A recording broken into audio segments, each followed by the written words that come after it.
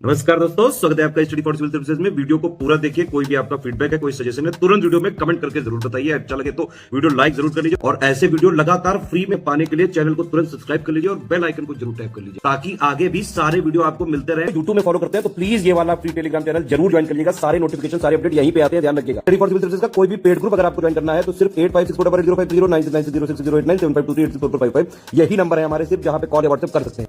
Instagram पे हमारा page जरूर फॉलो कर लीजिएगा, स्टडी फॉर सिविल .सर्विसेज है। ट्विटर पे हमको जरूर फॉलो कर लीजिएगा, @study for civils है। दोस्तों, आप सभी का स्वागत है स्टडी फॉर एग्जाम्स में। दोस्तों, जैसा कि आप लोग जानते हैं कि प्रीलिम्स परीक्षा आपकी काफ़ी करीब है और आप लोग रिवीजन कर रहे होंगे, और उसी रिवीजन की कड़ी में हम आपको इस वीडियो के माध्यम से इतिहास के कुछ इंपॉर्टेंट फैक्ट जो आपकी परीक्षा के लिए उपयोगी है उसका हम लोग क्विक रिवीजन करेंगे। तो वीडियो शुरू करने से पहले मैं बताना चाहता हूँ, UPSC RO, BO, UPSC video exam सहित हमारे कई पेड ग्रुप चल रहे हैं। अगर आप इन पेड ग्रुप से जुड़ना चाहते हैं तो ये हमारे दिए गए नंबर है, इस पर कॉल या व्हाट्सएप करके जो है जानकारी प्राप्त कर सकते हैं। तो आइए हम लोग कुछ इंपॉर्टेंट जो फैक्ट है इतिहास के उनको हम लोग कवर कर लेते हैं। शाह आलम द्वितीय 12 अगस्त 1765 के अपने फरमान द्वारा बंगाल, बिहार और उड़ीसा की दीवानी अस्थायी रूप से ब्रिटिश ईस्ट इंडिया कंपनी को दे दिया था, और उस समय जो है गवर्नर लॉर्ड क्लाइव था। इलाहाबाद की दूसरी संधि जो 16 अगस्त 1765 में हुई थी, यह संधि अवध के नवाब शुजाउद्दौला और लॉर्ड क्लाइव के मध्य हुई थी, और इस संधि के अनुसार अवध में भी अंग्रेज कर मुक्त व्यापार की सुविधा जो है अंग्रेजों के लिए प्रदान कर दी गई थी। ब्लैक होल जो घटना है यह 20 जून 1756 में सिराजुद्दौला के शासनकाल में घटित हुई थी। सबसे इंपॉर्टेंट फैक्ट जो का बार बार परीक्षा में पूछता है, प्लासी का युद्ध। प्लासी का युद्ध 23 जून 1757 को भागीरथी नदी के तट पर मुर्शिदाबाद के दक्षिण में सिराजुद्दौला और बंगाल के नवाब और रॉबर्ट क्लाइव के बीच जो है लड़ा गया था। प्लासी का युद्ध 1757 में हुआ था और इसमें रॉबर्ट क्लाइव जो है वह विजयी रहता है। बक्सर का युद्ध 1764 में लड़ा गया था और इसमें अंग्रेजी सेना का जो नेतृत्व है वह हेक्टर मुंडे ने किया था, और दूसरी तरफ मीर कासिम, मुगल शासक शाह आलम द्वितीय और अवध के नवाब शुजाउद्दौला की जो है संयुक्त सेना सामने, और इसमें जो है हेक्टर मुंडे जो है वह विजयी रहता है, और यह इतिहास का सबसे निर्णायक युद्धों में एक माना जाता है। और इसके पश्चात अंग्रेजों का भारत में प्रभुत्व जो है स्थापित हो चुका था। वांडीबाज का युद्ध यह 1760 में लड़ा गया था, और यह युद्ध अंग्रेज और फ्रांसीसियों के मध्य लड़ा गया था, और इसमें अंग्रेजों की विजय होती है और फ्रांसीसियों की हार होती है, और इस हार के कारण पौंडीचेरी जो है यह अंग्रेजों को सौंपना पड़ा था फ्रांसीसियों को। पुर्तगालियों ने भारत में अपना पहला कारखाना वर्ष 1503 में कोचीन में स्थापित किया था। बंगाल खाड़ी में समुद्री डकैत के लिए पुर्तगाली हुगली का उपयोग करते थे, और वर्ष 1632 में डच ईस्ट इंडिया कंपनी ने पटना में अपना कारखाना स्थापित किया था। यह फैक्ट काफ़ी इंपॉर्टेंट है। मुगल सम्राट अकबर द्वितीय ने 1830 में ब्रिटिश सम्राट विलियम चतुर्थ के दरबार में राजा राम मोहन को भेजा था लंदन, और राजा राम मोहन को राजा की जो उपाधि है वह अकबर द्वितीय ने ही दिया था। यह फैक्ट कई बार परीक्षा में पूछा गया है, आगामी परीक्षा के लिए काफ़ी इंपॉर्टेंट है। भारत में यूरोपीय कंपनियों का आने का यह क्रम है। सबसे पहले पुर्तगाली आए थे, फिर डच आए थे, फिर ब्रिटिश, फिर डेनिश और फिर आपके फ्रांसीसी आए थे। ब्रिटिश बाद में आए थे। इसके बाद भी जो है इनका जो विस्तार है और सबसे ज़्यादा जो शक्तिशाली आपके ब्रिटिश ही रहते हैं। भारत में आने का जो क्रम है पुर्तगाली, डच, ब्रिटिश, डेनिश और फ्रांसीसी है। पुर्तगाली नाविक वास्को डी गामा 17 मई 1498 को भारत के कालीकट तट पर जो है पहुंचा था, और उस समय जो है कालीकट के शासक जयमोरी ने उनका काफ़ी स्वागत भी किया था। पुर्तगालियों ने भारत के साथ सबसे व्यापारिक संबंध स्थापित किए थे। सबसे पहले जो है पुर्तगालियों ने ही भारत के साथ व्यापारिक संबंध स्थापित किए थे। वर्ष 1509 में भारत में पुर्तगालियों का वायसराय डी अल्बुकर्क को बनाया गया था, और इसे जो है पुर्तगाली सत्ता का वास्तविक संस्थापक माना जाता है। डी अल्बुकर्क को जो है भारत में पुर्तगालियों का वास्तविक संस्थापक माना जाता है। जहांगीर के फरमान से अंग्रेजों ने वर्ष 1613 में सूरत में अपना पहला व्यापारिक केंद्र स्थापित किया था। अंग्रेजों ने पहला व्यापारिक जो केंद्र है वह सूरत में स्थापित किया था 1613 में।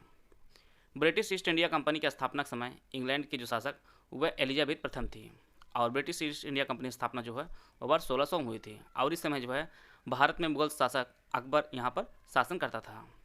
भारत में प्रिंटिंग प्रेस लगाने वाले सबसे पहले यूरोपीय शक्तियों में पुर्तगाली थे। पुर्तगालियों ने ही भारत में प्रिंटिंग प्रेस लाया था।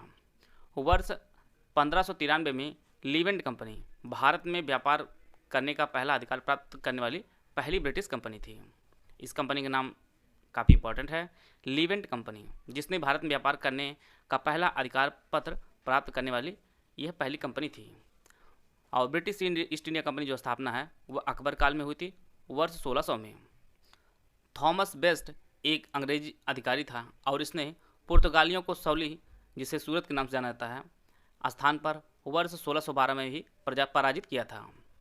सुतानाती, कालिकाता और गोविंदपुर इन तीनों ग्रामों की जमीन के भूक्षेत्र पर जॉब चार्नक ने वर्ष 1690 में कोलकाता नगर की नींव डाली थी।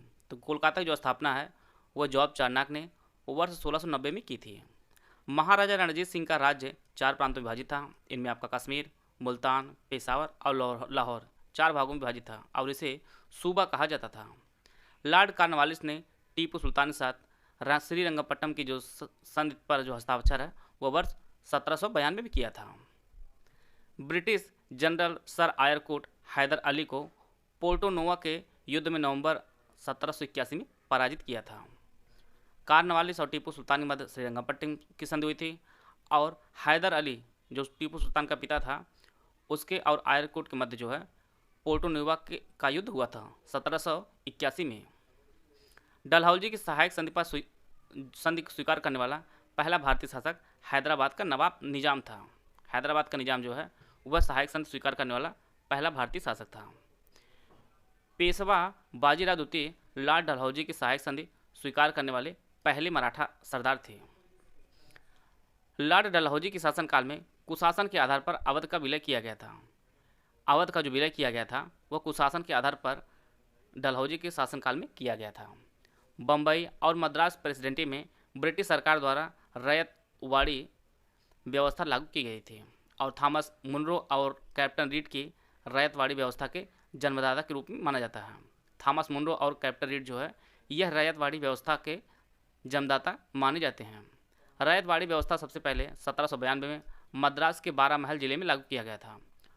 रैयतवाड़ी व्यवस्था के अंतर्गत ब्रिटिश सरकार के कुल भूमि का क्षेत्र का 51% जो है वह सम्मिलित था और इसके तहत जो है किसान भूस्वामी होता था और जिसे भूमि के कुल उपज का 33% से लेकर 55% तक हिस्सा जो है वो ब्रिटिश ईस्ट इंडिया कंपनी को लगान के रूप में देना पड़ता था। रैयतवाड़ी व्यवस्था के तहत अस्थायी बंदोबस्त प्रणाली जो है यह 22 मार्च 1793 में लागू हुई थी और इस समय जो गवर्नर जनरल था वह लॉर्ड कॉर्नवालिस था। लॉर्ड कॉर्नवालिस ने जो है अस्थायी बंदोबस्त शुरू किया था और इसी कार्यकाल में जो है भारत में न्यायिक संगठन की स्थापना की गई थी। यह काफ़ी इंपॉर्टेंट, इसको ध्यान दीजिएगा। अस्थायी बंदोबस्त जो है यह लॉर्ड कॉर्नवालिस ने शुरू किया था। वर्ष 1904 में अभिनव भारत समिति की स्थापना विनायक, गणेश और नारायण दामोदर सावरकर ने मिलकर की थी। अभिनव भारत समिति की स्थापना वर्ष 1904 में। इंडिया हाउस की स्थापना 1905 में लंदन में श्यामजी कृष्ण वर्मा ने की थी।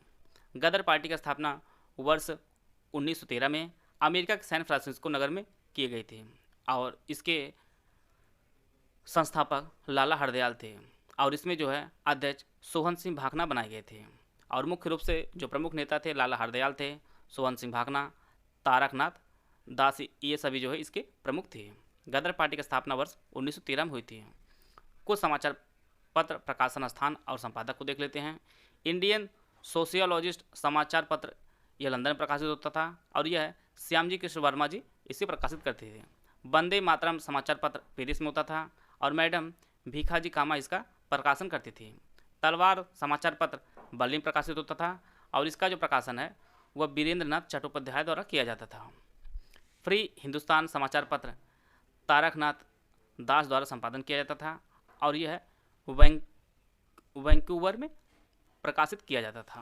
आर्यक वंश इसकी जो स्थापना है वह 544 ईसा पूर्व से लेकर 412 ईसा पूर्व के मध्य जो है आर्यक वंश ने शासन किया था। इसी प्रकार से 344 ईसा पूर्व से लेकर 323 ईसा पूर्व तक नंदवंश ने शासन किया। मौर्य वंश का शासन 323 ईसा पूर्व से लेकर 184 ईसा पूर्व तक रहा। शुंग वंश का शासन 184 ईसा पूर्व से लेकर 75 ईस्वी पूर्व तक रहा। गौतम बुद्ध का जन्म वह 563 ईसा पूर्व में हुआ है। महावीर का जन्म 540 ईसा पूर्व में हुआ है। जैन परंपरा के अनुसार चंद्रगुप्त का जो राज्याभिषेक हुआ था वह 313 ईसा पूर्व में हुआ था। विक्रम संवत का आरंभ 58 ईसा पूर्व में हुआ था। सिंध पर पहला आक्रमण जो किया गया था वह आपका 712 में किया गया था मोहम्मद बिन कासिम द्वारा। चोल शासक राजा राज का राज्याभिषेक यह 985 ईसा में हुआ था और शक संवत का जो प्रारंभ है वह 78 ईस्वी में हुआ था। प्रमुख पुरातात्विक स्थल और उसके उत्खननकर्ता कौन कौन से उनको हम लोग देख लेते हैं। हुलास का जो उत्खनन किया था वह काशीनाथ नारायण दीक्षित ने किया था। भीमबेटका का उत्खनन विष्णुधर वाकणकन किया था। कोल्डियावा का गोवर्धन राय शर्मा ने किया था और गुफकराल का अरुण कुमार शर्मा ने किया था। कोटदीजी का फजल अहमद ने, रंगपुर का रंगनाथ राव, रोपड़ का यज्ञदत्त शर्मा, लोथल का रंगनाथ राव, सुतका गेंडोर का ऑरेल स्टीन और आलमगीरपुर का यज्ञदत्त शर्मा ने इसका उत्खनन कराया था। कुछ साक्ष्य हम लोग देख लेते हैं। रंगपुर से चावल साक्ष्य मिले हैं। दैमाबाद से ताम्ररथ के, चनुदड़ों के चूड़ी कारखाने का, लोथल एक बंदरगाह था। कालीबंगा से लकड़ी के हल प्राप्त हुए हैं और हड़प्पा से जो है विशाल अन्नागार के साक्ष्य प्राप्त हुए हैं। कुछ हम लोग राजवंश और उसके संस्थापक को देख लेते हैं। वाकाटक राजवंश का संस्थापक बिंदशक था। कदम राजवंश का मयूर शर्मन था। कारकोट राजवंश का दुर्लभ वर्मन था। उत्पल राजवंश का अवंती वर्मन। चौहान राजवंश का वासुदेव था और सोलंकी राजवंश का संस्थापक मूलराज था। प्रश्न आपकी परीक्षा में कुछ वजीर से प्रश्न पूछते हैं मुगल काल के। तो अकबर का जो वजीर नियुक्त किया गया था वह मुजफ्फर खां था। इसी प्रकार से बाबर का वजीर वह निजामुद्दीन मोहम्मद खलीफा था। आसफ खां था यह जहांगीर का वजीर और औरंगजेब का वजीर नियुक्त किया गया था वह असद खां था। तो मुजफ्फर खां अकबर का, निजामुद्दीन बाबर का, शाहजहां का असफ खां और औरंगजेब का असद खां था। कुछ प्रमुख शासक और उसके राज्य को देख लेते हैं। राणा हमीर सिंह यह मेवाड़ के शासक थे। राणा चुंडा मारवाड़ के। मालिक राजा फारूकी खानदेश के। मलिक सरवर जिसे ख्वाजा खां के नाम जाना जाता है यह जौनपुर का था। बाज बहादुर यह मालवा का शासक था। सुल्तान मुजफ्फर शाह यह आपका गुजरात का था। मध्य पाषाणकालीन स्थल को हम देख लेते हैं और वर्तमान में इसकी स्थिति कहाँ पर उसको हम लोग देख लेते हैं। बीरभानपुर यह वर्तमान में पश्चिम बंगाल में है। लोटेश्वर यह गुजरात में है। पैसरा यह आपके बिहार में है और सराय नाहररा यह आपके उत्तर प्रदेश में स्थित है वर्तमान में। कुछ प्रमुख तीर्थंकर और उनके जन्मस्थान को देख लेते हैं। ऋषभनाथ का जन्म अयोध्या में हुआ था। पद्म प्रभा का यह आपका कौशाम्बी में। संभवनाथ का श्रावस्ती में। पार्श्वनाथ का यह आपके वाराणसी में जन्म हुआ था। पीतल की मूर्ति जो गौतम बुद्ध की प्राप्त हुई है वह कांगड़ा हिमाचल प्रदेश में यहाँ पर प्राप्त हुई है और गौतम बुद्ध की कांसे की जो मूर्ति है ये सुल्तानगंज बिहार में एक क्षेत्र है वहाँ पर इस प्राप्त हुई है। बैठे हुए बुद्ध की जो मूर्ति प्राप्त हुई है वह मनका कुंवर जो प्रयागराज जिला है उत्तर प्रदेश का वहाँ पर यह मूर्ति प्राप्त हुई है। और पार्श्वनाथ की मूर्ति प्राप्त हुई है यह भोजपुर बिहार में प्राप्त हुई है। जैन ग्रंथ और उनके रचनाकार को देख लेते हैं। कल्पसूत्र की रचना भद्रबाहु ने की थी। परिशिष्ट पर्वन की रचना आचार्य हेमचंद ने की है। स्यादवाद मंजरी की रचना श्री मल्लिसेन ने की है। द्रव्य संग्रह की जो रचना है वह आचार्य नेमचंद ने की है और न्यायावतार की रचना सिद्धसेन दिवाकर ने की है। तो यह कुछ प्रमुख जैन ग्रंथ हैं और उनके रचनाकार थे। कुछ शासक और उनकी पत्नियों को विशेष रूप से पूछता है। चंद्रगुप्त की पत्नी का नाम कुमार देवी था। समुद्रगुप्त की पत्नी का नाम दत्ता देवी। हरिवर्मा की पत्नी का नाम जय स्वामिनी था और प्रभाकर वर्मन की पत्नी का नाम यशोमती था। चारों बौद्ध संगीतियों को हम लोग देख लेते हैं। पहली बौद्ध संगीत राजगिरी में हुई थी अजातशत्रु के शासनकाल में और यह एक हर्यक वंश का शासक था। द्वितीय वैशाली में हुई थी और यह कालाशोक के शासनकाल में हुई थी और कालाशोक जो है यह सुशनाग वंश का एक शासक था। तृतीय बौद्ध संगीत यह पाटलिपुत्र में हुई थी और अशोक कार्यकाल में हुई थी और अशोक मौर्य वंश का शासक था। चतुर्थ बौद्ध संगीत यह कश्मीर कुंडलवन में हुई थी और यह कनिष्क के समय में हुई थी और कनिष्क जो है यह कुषाण का एक प्रमुख शासक था। अब देख लीजिए, अगर आयोग जो है अपडेट होकर प्रश्न पूछेगा तो वह सीधे सीधे किस वंश के कार्यकाल में हुई है, प्रश्न इस प्रकार से पूछ सकता है सुमिलित करने के लिए। पहली जो है हर्यक वंश, दूसरी शिशुनाग वंश, तीसरी आपके मौर्य वंश और चौथी आपका कुषाण वंश। इस प्रकार के प्रश्न पूछा जाता है, इसलिए यहाँ पर इकट्ठे दे दिया गया है। कुछ प्रमुख नगर उनके संस्थापक को देख लेते हैं। वातापी की स्थापना पुलकेशिन प्रथम ने की है। राजगिरी की स्थापना बिंबिसार ने की है। पाटलिपुत्र की स्थापना उदय ने की है। और गंगई कोंड चोलपुरम की स्थापना जो है वह राजेंद्र प्रथम ने की है। इसी प्रकार से बीजापुर की स्थापना यूसुफ आदिल शाह ने 1489 में की है। अहमदनगर की स्थापना मलिक अहमद ने वर्ष 1490 में की है। और इसी प्रकार से बरार की जो स्थापना है वह फतेह उल्लाह इमद शाह ने की है 1490 में। गोलकुंडा का स्थापना कुतुब शाह ने 1518 में की है। बदायूं की जामा मस्जिद का निर्माण इल्तुतमिश ने करवाया था। 2.5 दिन का झोपड़ा कुतुबुद्दीन ऐबक ने 1199 ईस्वी में करवाया था। लाल महल का निर्माण शाहजी भोसले ने 1630 में करवाया था। जहां नगर का निर्माण मोहम्मद बिन तुगलक ने 1326-27 में करवाया था। कुछ प्रमुख युद्ध उनको हम लोग देख लेते हैं। खानवा का युद्ध बाबर और राणा सांगा के मध्य जो है 1527 में हुआ था और इसमें बाबर जो है विजयी रहता है। चंदेरी का युद्ध 1528 में लड़ा गया था बाबर और मेदिनी राय के मध्य, और बाबर इसमें विजयी रहता है। घाघरा का युद्ध बाबर और अफगानों के मध्य लड़ा गया था और इसमें बाबर जो है विजयी रहता है। चौसा का युद्ध 1539 में लड़ा गया था शेरशाह और हुमायूं के मध्य, और इसमें शेरशाह जो है विजयी रहता है। तराइन के युद्ध 1191 में पृथ्वीराज चौहान और मोहम्मद गोरी के मध्य लड़ा गया था और मोहम्मद गोरी जो है इसमें पराजित होता है और पृथ्वीराज चौहान जो है विजयी रहते हैं। और इसके पश्चात तराइन का द्वितीय युद्ध होता है 1192 में, और इसमें मोहम्मद गोरी विजयी रहता है और पृथ्वीराज चौहान जो है इसमें हार जाते हैं। और यहाँ पे एक चीज़ इंपॉर्टेंट है, यह पृथ्वीराज चौहान तृतीय थे, इसको विशेष ध्यान दीजिएगा। चंदावर का युद्ध 1194 ईस्वी में मोहम्मद गोरी ने इसमें जयचंद को हराया था। चंदावर का युद्ध है मोहम्मद गोरी और जयचंद के मध्य लड़ा गया था और मोहम्मद गोरी इसमें विजयी रहता है। पानीपत की 3 लड़ाइयाँ हुई हैं, जिनमें पानीपत का जो पहला युद्ध लड़ा गया था 1526 में, इसमें बाबर ने इब्राहिम लोदी को हराया था। और द्वितीय जो पानीपत का युद्ध लड़ा गया था वह अकबर और हेमू के मध्य लड़ा गया था और इसमें जो है अकबर विजयी रहता है। हल्दी घाटी का युद्ध 1576 में लड़ा गया था और यह युद्ध अकबर और राणा प्रताप के मध्य लड़ा गया था और इसमें अकबर जो है विजयी रहता है। देवरा का युद्ध 1532 में लड़ा गया था हुमायूं और अफगान शासक महमूद लोदी के मध्य लड़ा गया था और इसमें जो है हुमायूं विजयी रहता है। कन्नौज का युद्ध 1540 में लड़ा गया था और इसमें शेरशाह सूरी जो है वह विजयी रहता है और इस युद्ध में हुमायूं को हराता है। कन्नौज का युद्ध हुमायूं और शेरशाह सूरी के मध्य लड़ा गया था और इसमें शेरशाह सूरी जो है वह विजयी रहता है। अलाउद्दीन खिलजी के सेनापतियों की कौन कौन सी उपाधियाँ दी गई तो उनको हम लोग देख लेते हैं। इसके कुल 4 सेनापति थे। इसमें अल्तमास बेग को उलुग खां की उपाधि, मलिक हिजाबुद्दीन को जफ़र खां की उपाधि, मलिक संजर को अल्प खां और मलिक जलेसरी को नुसरत खां की उपाधि दी गई थी अलाउद्दीन खिलजी के सेनापतियों को। कुछ विभाग को हम लोग देख लेते हैं जो काफ़ी उपयोगी है परीक्षा के लिए। दीवान इश्तियाक की जो स्थापना है वह फिरोज शाह तुगलक ने की थी। दीवान मुक्तक राज एक वित्त विभाग हुआ करता था और इसकी स्थापना जो है अलाउद्दीन खिलजी ने की थी। दीवान कोही एक कृषि विभाग था और इसकी जो स्थापना है मोहम्मद बिन तुगलक ने की थी। यह काफ़ी इंपॉर्टेंट फैक्ट है, इसको जरूर ध्यान दीजिएगा आप लोग। दीवान अर्ज की स्थापना यह बलबन ने की थी और यह एक सैन्य विभाग हुआ था। और दीवान इंसा यह पत्राचार का विभाग था। दीवान कजा एक ममालिक यह एक न्याय विभाग था। दीवान खैरात यह एक दान विभाग था और दीवान रियासत एक अपीली विभाग था सल्तनत काल में। मलुक दास का जन्म 1574 में हुआ था। गुरु घासीदास का जन्म 1756 ईस्वी में हुआ था। गुरु नानक का जन्म 1569 में हुआ था। मीराबाई का जन्म आपका 1498 में हुआ था और नामदेव का जन्म 1270 में हुआ था। तुकाराम का जन्म यह 1608 में हुआ था।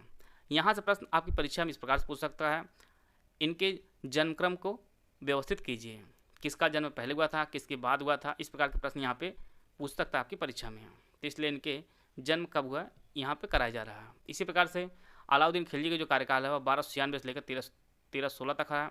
अकबर कार्यकाल 1556 से लेकर 1605 तक। मोहम्मद बिन तुगलक का कार्यकाल 1325 से लेकर 1351 तक और इसी प्रकार से जहांगीर कार्यकाल 1605 से लेकर 1628 तक रहा है। कुछ विदेशी जो दार्शनिक आए हैं उनको हम लोग देख लेते हैं, यात्री आए हैं। इत सिंह जो है यह पूर्व मध्यकाल से संबंधित विवरण दिया है। तारानाथ ने सुंग काल के समय का विवरण दिया है। फयान ने गुप्त काल से संबंधित विवरण दिया है। वेंगसांग जो भारत आया था यह हर्षवर्धन के समय था और यह पुष्यभूत काल संबंधित विवरण दिया है और इसे तीर्थयात्रियों का राजकुमार कहा जाता है। तहकीक हिंद की रचना अल-बरूनी ने की थी और यह मोहम्मद गजनवी के साथ भारत आया था। इब्न बतूता यह मोरक्को का यात्री था और यह सुल्तान मोहम्मद तुगलक के शासनकाल में भारत आया था और इसे मोहम्मद तुगलक ने काजी के पद पर नियुक्त किया था और इसे अपना दूत बनाकर चीन भी भेजा था। अब्दुल रज्जाक यह फारस का यात्री था और यह संगम वंश के शासक देवराय द्वितीय के शासनकाल में विजयनगर की यात्रा की थी अब्दुल रज्जाक ने, और यह फारस का यात्री था। किसदेव के शासनकाल में जो है पुर्तगाली यात्री दुआंटो बारबोसा और डोमिंग पायस जो है यह भारत आए थे। मेगास्थनीज यूनान का राजदूत था और यह चंद्रगुप्त मौर्य के दरबार में आया था और इसने जो है इंडिका नामक पुस्तक लिखी है। देवराय प्रथम के शासनकाल के दौरान निकोलो कोंटी भारत आया था और इसने विजयनगर का जो दौरा है वो 1420 ईस्वी में किया था। किस निकोलो कोंटी है देवराय प्रथम के कार्यकाल में आया था और इसने विजयनगर का जो है दौरा किया था।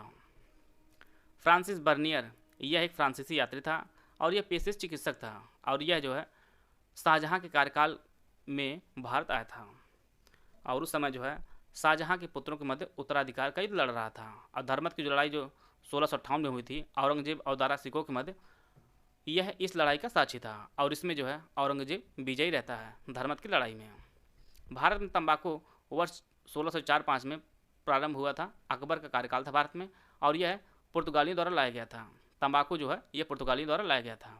सर्वाधिक चांदी के सिक्के रुपया की जो ढलाई होती है यह मुगल काल के शासकों में सबसे अधिक जो है औरंगजेब के शासनकाल में हुई थी। भास्कराचार्य ने एक पुस्तक लिखी थी जिसका नाम लीलावती था। इसका जो फारसी अनुवाद है वह फैजी ने किया था।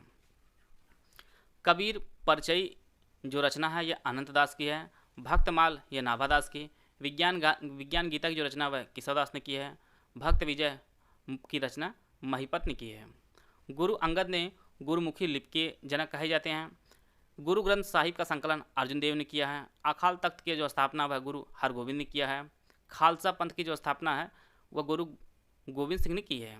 और सिखों के 5वें गुरु जो अर्जुन देव रहे हैं इन्होंने खुसरो की सहायता की थी और इसी सहायता के कारण जो है मुगल सम्राट जहांगीर ने इनको जो है फांसी पर लटका दिया था। बहमनी राज्य की जो स्थापना वह हसन गंगो ने की थी और जिसका जो अलग नाम था, पहले नाम था वह अलाउद्दीन बहमद शाह था। हसन गंगो था और इसने इसकी राजधानी गुलबर्गा रखी थी और बाद में जो है अहमद वली शाह ने 1424 में इसकी राजधानी गुलबर्गा से जो है बीदर हस्तांतरित कर दिया था। बाद में बहमनी साम्राज्य 5 भागों में विभाजित होता है। इसमें बीजापुर, अहमदनगर, बरार, गोलकुंडा और बीदर 5 जो है अलग राज्य बनते हैं। कुछ राजवंश और उनके संस्थापक को देख लेते हैं। तुलु वंश की स्थापना वीर नरसिंह ने की है। आर वीडू वंश की स्थापना तिरुमल ने की है। बहमनी वंश की स्थापना हसन गंगो ने की है। निजाम शाही वंश की स्थापना मलिक अहमद ने की है। सकर खेड़ा का युद्ध 11 अक्टूबर 1724 में बरार में निजाम उल मुल्क और दक्कन के सूबेदार मुबारिज खां के मध्य लड़ा गया था और इसमें निजाम उल मुल्क की जीत होती है और मुबारिज जो है इसमें हार जाता है और मारा जाता है। तालीकट का युद्ध 1565 ईस्वी में विजयनगर और बीजापुर, अहमदनगर तथा गोलकुंडा की सैन्य सेनाओं के मध्य लड़ा गया था। तालीकोटा का युद्ध है यह 1565 में लड़ा गया था। शिवाजी के संदर्भ में निम्नलिखित घटनाओं का कालक्रम को देख लेते हैं हम लोग। सूरत को इन्होंने पहली बार 1664 में लूटा था, दूसरी बार 1670 में लूटा था। पुरंदर संधि शिवाजी और मुगल की तरफ से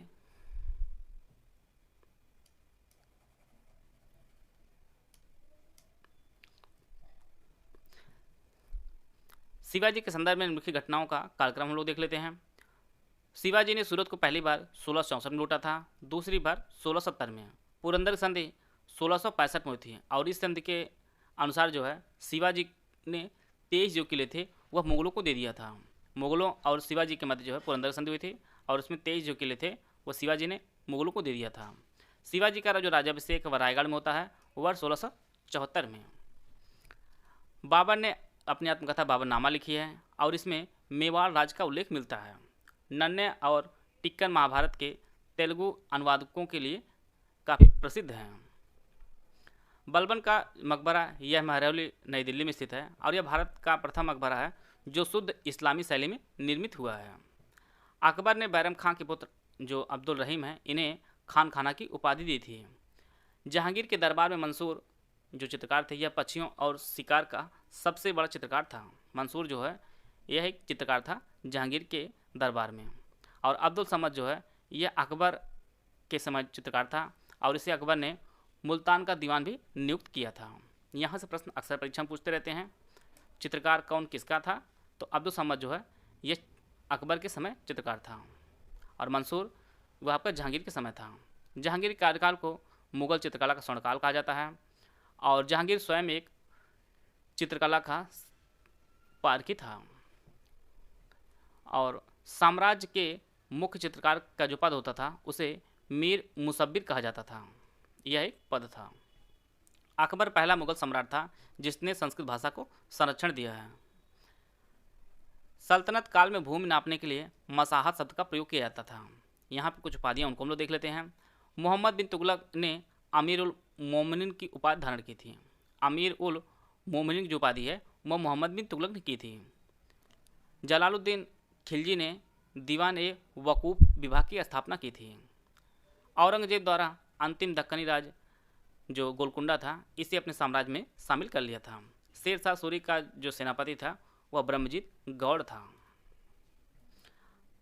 औरंगजेब ने संगीत को इस्लाम विरोधी मानकर उस पर पाबंदी लगा थी, लेकिन फारसी भाषा में भारतीय शास्त्रीय संगीत पर सर्वाधिक पुस्तकें जो है वह उसी कार्यकाल में लिखी गई थी। और औरंगजेब स्वयं एक संगीत विरोधी था।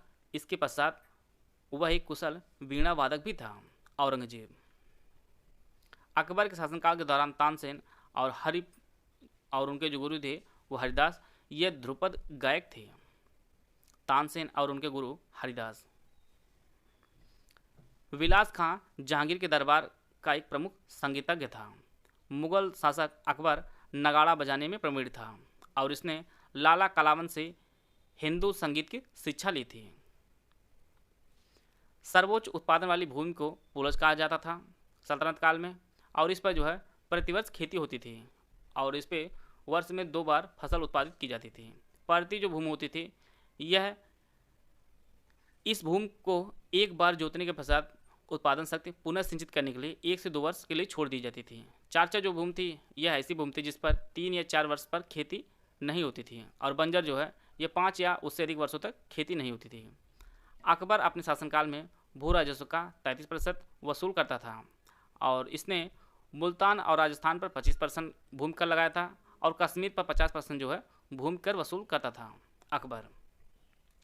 सबसे इम्पोर्टेंट जो फैक्ट है, अकबर के सिक्कों पर धनुधारी राम और सीता की आकृति को जो है दर्शाया गया था। अकबर ने अपने जो सिक्के जारी किए थे उस पर धनुधारी राम और माता सीता का आकृति वाले जो है सिक्के जारी किया करता था। मनसबदारी व्यवस्था दशमलव प्रणाली पर आधारित थी। सर्वप्रथम अकबर ने फारसी में मुगलों की राजभाषा बनाया। फारसी जो भाषा थी यह मुगलों की राजकीय भाषा थी। औरंगजेब ने अपने साम्राज्य में जजिया कर वर्ष 1679 में पुनः लगाया था और अकबर ने इससे पहले जो है जजिया कर को समाप्त कर दिया था। बाद में औरंगजेब ने जजिया कर लगाया था। शाहजहां काल में आए विदेशी नागरिक, इनमें आपका पीटर मुंडी था, यह इटली का था। फ्रांसिस वर्नियर यह फ्रांसीसी चिकित्सक था। निकोलो मनुची यह एक इटली यात्री था और इसने दारा सिको की सेना में जो है तोपची का भी कार्य किया था और बाद में यह चिकित्सक भी बन जाता है। हो सकता है नीट वगैरह के जो फॉर्म उस टाइम में भी आते रहे होंगे। जीन बैप्टिस्ट ट्रेवनियर यह एक फ्रांसीसी यात्री था और यह भारत में जो है 6 बार यात्रा किया था और यह विशेष रूप से एक जौहरी था। मेंडेस्टा शाहजहां काल में अल्प समय के लिए भारत आया था। हुमायूं द्वारा लड़े गए प्रमुख युद्ध इस प्रकार हैं, इनको हम लोग देख लेते हैं। कालिंजर का युद्ध 1531 में लड़ा था। देवरा का युद्ध 1532 में, चौसा का 1539 में, कन्नौज का 1540 में और सरहिंद का युद्ध आपका 1555 लड़ा गया था हुमायूं द्वारा। पाणिनि ने अष्टाध्यायी का जो रचना है वह संस्कृत में की थी और बौद्ध त्रिपिटक की जो रचना है वो पाली भाषा में किया गया है। मनुस्मृति की रचना वह संस्कृत में किया गया है और भरत मनु ने नाट्यशास्त्र की जो रचना है वो संस्कृत में इन्होंने किया है। ऋग वैदिक काल में कुछ शब्द थे, उनके अर्थ को हम लोग देख लेते हैं। अच्छवाप यह लेखाधिकारी के लिए प्रयोग किया जाता था। धन्य यह मरुस्थल कहा जाता था। उर्वरा जुते हुए खेत को कहा जाता था। धान्य अनाजों के लिए शब्द प्रयोग किया जाता है। खिल यह चारागाह के लिए शब्द प्रयोग किया जाता था। ऋग्वेद के मंडल और उसके रचयिता कौन है? ऋग्वेद में टोटल 10 मंडल हैं। इसमें द्वितीय जो मंडल आपका गृहसमद ने किया था, इसका संकलन। तृतीय मंडल के रचयिता विश्वामित्र रहे हैं। चतुर्थ मंडल वह वामदेव रहे हैं और षष्ठम आपका भारद्वाज रहे हैं। आप लोग कमेंट बॉक्स में बताइएगा कि सबसे बाद में जोड़ा गया मंडल कौन सा था ऋग्वेद में। मौर्य सम्राट अशोक के शिलालेखों से पता चलता है कि उसका जो शासन है वह 5 प्रांतों में बटा था। इसमें आपका दक्षिणापथ था जिसकी राजधानी सुवर्णगिरी थी। कलिंग की राजधानी तोसाली थी। अवंत राष्ट्र की उज्जैनी थी। उत्तरापथ की तक्षशिला थी और प्रासी की जो राजधानी वो पाटलिपुत्र थी। इसके कुल 5 प्रांत थे अशोक के। कुछ प्रमुख दर्शन उनको हम देख लेते हैं। मीमांसा के प्रवर्तक जैमिनी रहे हैं। वेदांत दर्शन के महर्षि व्यास रहे हैं। वैशेषिक दर्शन के महर्षि कणाद रहे हैं और सांख्य दर्शन के कपिल रहे हैं। योग के पतंजलि रहे हैं। कुछ तीर्थंकर और उनके प्रतीक को देख लेते हैं हम लोग। अजितनाथ का गज था। संभवनाथ का अश्व था। अभिनंदन दास का वानर। ऋषभ देव का बैल। अजितनाथ का हाथी। मलिनाथ का कलश प्रतीक था। पार्श्वनाथ का सांप रहा है और जो 24वें तीर्थंकर रहे हैं महावीर स्वामी जी, इनका जो प्रतीक है वह सिंह रहा है। और पहले जो तीर्थंकर आपके जैन धर्म में रहे हैं वह ऋषभ देव रहे हैं और पार्श्वनाथ आपके 23वें रहे हैं। बौद्ध धर्म का सर्वाधिक प्रसार कोसल राज्य में हुआ है और मगध के राजा जो बिंबिसार थे, इसने गौतम बुद्ध के लिए वेड़ुवन विहार जो है बनवा के दिया था और लिच्छवियों ने गौतम बुद्ध के लिए कुटाग्रशाला विहार दिया था निर्माण कराकर। लिच्छवियों ने कुटाग्रशाला और बिंदुसार ने वेड़ुवन विहार दिया था गौतम बुद्ध को। सर्वाधिक बौद्ध मूर्तियों का निर्माण वह गांधार शैली में किया गया है, किंतु बुद्ध की जो प्रथम मूर्ति मिली है वह मथुरा शैली में बनी हुई मिली है। कौटिल्य ने अर्थशास्त्र की रचना की है और इसमें कुछ अध्यक्ष हैं, उनको क्या कहा जाता था उस टाइम। सीता अध्यक्ष जो होते थे वह कृषि के अधीक्षक होते थे। आकराध्यक्ष यह खान विभाग के अध्यक्ष होते थे। लक्षणाध्यक्ष यह टकसाल के अध्यक्ष होते थे और बबीता अध्यक्ष यह चारागाहों के अध्यक्ष होते थे। अशोक के कुल 14 बड़े अभिलेख मिले हैं। कुछ इसमें प्रमुख उनको हम देख लेते हैं। पहला जो अभिलेख है इसमें पशु बल की निंदा की गई है। दूसरे अभिलेख में मनुष्य और पशु दोनों की चिकित्सा की व्यवस्था के बारे में वर्णन किया गया है। 5वां अभिलेख धम्म महामात्रों की नियुक्ति के बारे में बताया गया है। 11वें अभिलेख में धम्म की व्याख्या की गई है और 13वां जो अभिलेख है इसमें कलिंग युद्ध का वर्णन किया गया है। दक्षिण भारत का प्रसिद्ध ताकोलम का युद्ध यह चोल और राष्ट्रकूटों को मध्य लड़ गया था और इसमें राष्ट्रकूट की तरफ से नरेश कृष्ण तृतीय ने इसका नेतृत्व किया था और इसमें चोल शासक राजादित्य को हराया था और इसके पश्चात तोंड भंडन पर जो है इसने अधिकार भी कर लिया था। समुद्रगुप्त के प्रयाग प्रशस्त स्तंभ पर मुगल शासक जहांगीर का अभिलेख मिलता है और चोल शासक राजेंद्र प्रथम को जो है चोल गंगम नामक कृत्रिम झील बनवाने का श्रेय दिया जाता है। चोल गंगम जो कृत्रिम झील है इसे राजेंद्र चोल ने बनवाया था।